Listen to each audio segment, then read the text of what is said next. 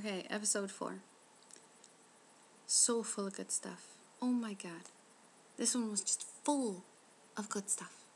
And if I really wanted to talk about everything in it, I'd be here for hours, so I'm not going to. But mention 2 settings because I love talking about the settings. Harrenhal, fantastic.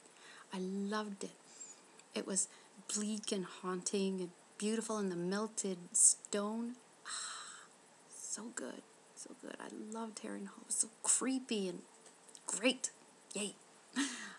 Karth, also another win for me. Yay. It was so well done. I loved the costumes. They were so beautiful and such a contrast to where they're situated. I mean, I know that they're situated by the sea, but with the dragonflies that and the way that they're done, so they seem to flutter on the anyway, beautiful. Loved Karth.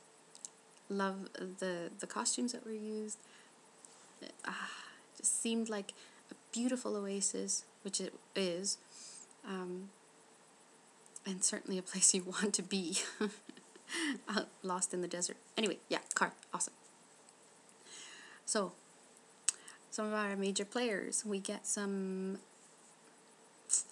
cementing, I guess, of their characteristics that are going to be or are, and if you haven't up until now realized this, you certainly have after this episode, that some of these characteristics are now going to define what will come next and what they will possibly do next, so that you have an idea, maybe get into the character's head and start thinking maybe what kind of next steps these people are going to take. And what I mean is, the easiest example, I guess, would be Joffrey.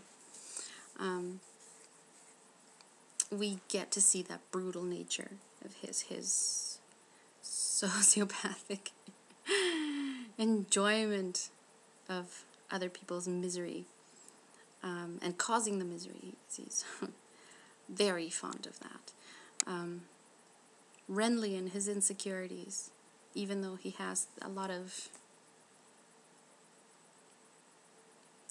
bravado, I guess we'll say it, for his claim to the throne and so on and so forth, has a lot of people backing him, but still an incredibly insecure guy, and certainly not taken that terribly seriously, as we see like in the opening scene with the 2 soldiers that are making fun of him and his relationship with Sir Loras. Anyway, so we got Renly.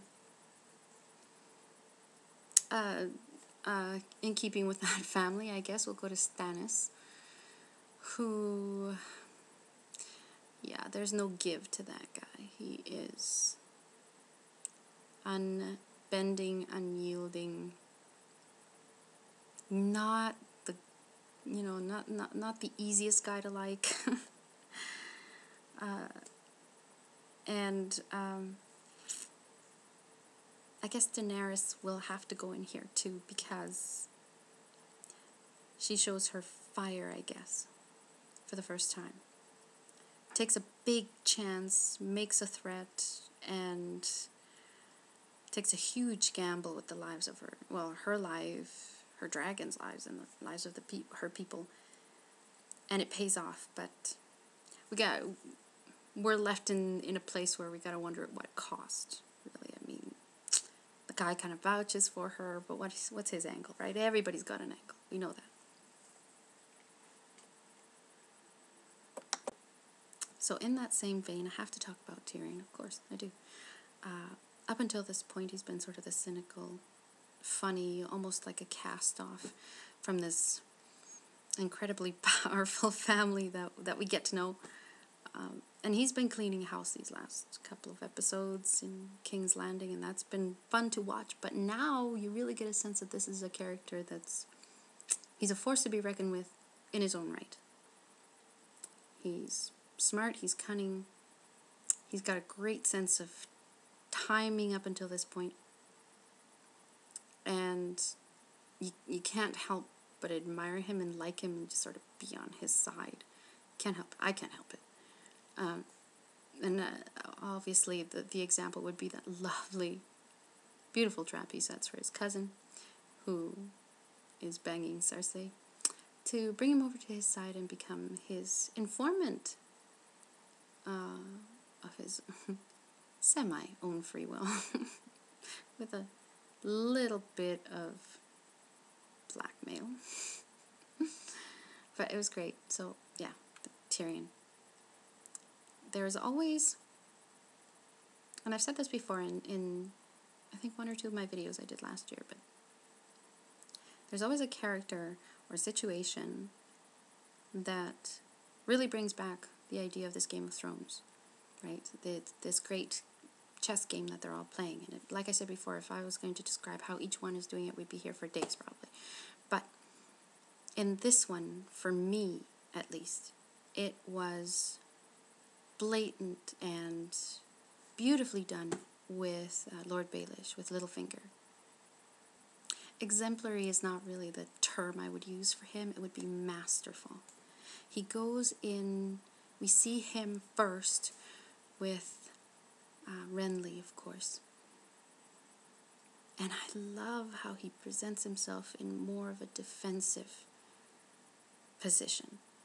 He lets Renly come to the offensive, push him back, talk about, you know, how he might want to keep his head in his position, and he says, you know, I'd give priority to my head. Totally giving the power over to Renly. Very defensive move, and it works for him because in the end, Renly's feeling superior, he's feeling more powerful, and the idea that he implants in his head of having an option of either having a hard siege, I guess, on King's Landing, or having open gates, he plants that little seed in there so that he has something to think about and maybe make some sort of alliance later on, perhaps. But he does that so well. And like I said, it was defensive. It was as if he was stepping back to let him take charge. In the meantime, he did what he was there to do. Now, he does the opposite with Marjorie. He doesn't know her. He wants to get an idea of who she is and what she's up to, really. And he takes more of an offensive stance with her. Very courteous, very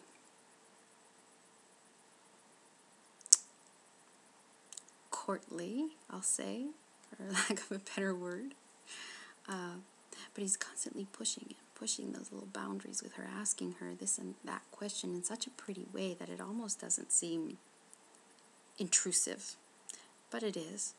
And that little exchange gets him a lot of information about Marjorie. Gives us a lot of information about Marjorie as well. And I think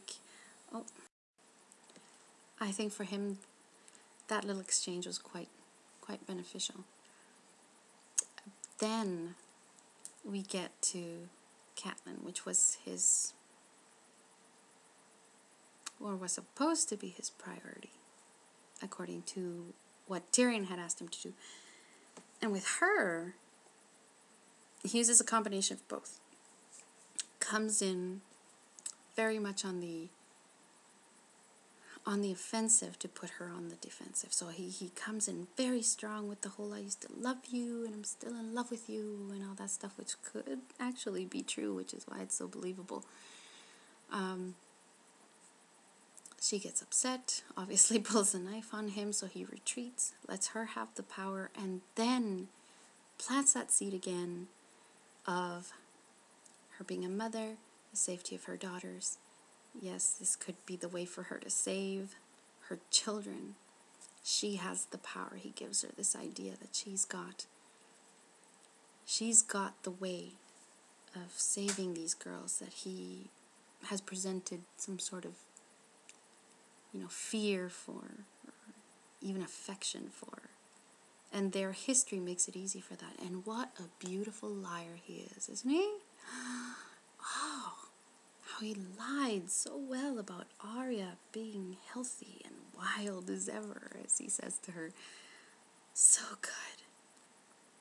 So good. And then he goes back and forth from this, aggressive and submissive, aggressive submissive with her the entire time, and he does it so well, timed so well, that in the end, when he presents her with Ned's bones, he's got her completely emotional. And that's where he wants her to be. Beautifully done. Beautifully done. So, yeah, he kind of represented the whole Game of Thrones idea for me in those 3 separate scenes. I loved it. Other thing I really liked too is just a funny little quirk. No, not even gonna say it like that. No, the other thing I really liked is how this Lannister family is battling within each other. I mean, Joffrey's such an idiot. How did Bronn say it? No cure for being a cunt. I think that about sums it up. And his attempt at demeaning and degrading Sansa, who, by the way, I'm loving this season. She's so much more of what I remember Sansa being in the books than the first season. She was a little bit too much confidence than I remember her having. Anyway, yeah, I love Sansa this year. And Tyrion, another Lannister, comes in and saves her.